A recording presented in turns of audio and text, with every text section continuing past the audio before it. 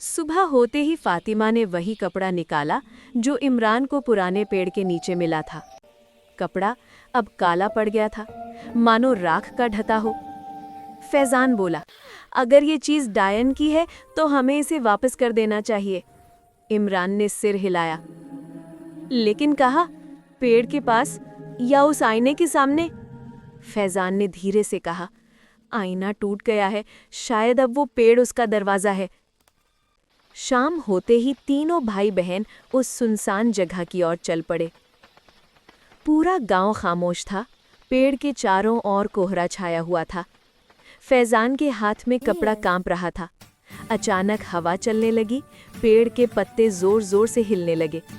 पेड़ के नीचे की मिट्टी फटने लगी और धुएं से एक परछाई उभरी।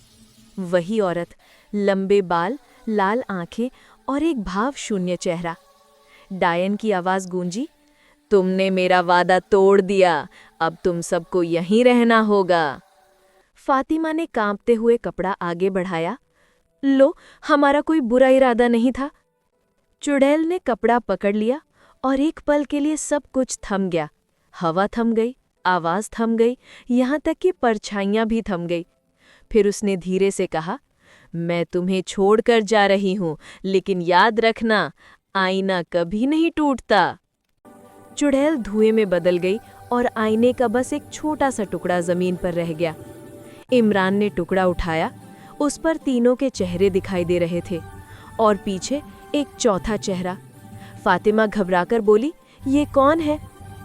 अचानक टुकड़ा अपने आप चमकने लगा और अंधेरा छा गया। वाचक की आवाज, क्या चुड़ैल सचमुच चली गई है या अब उसने उनके भीतर घर कर लिया है? जानने के लिए देखना ना भूलें एपिसोड 4।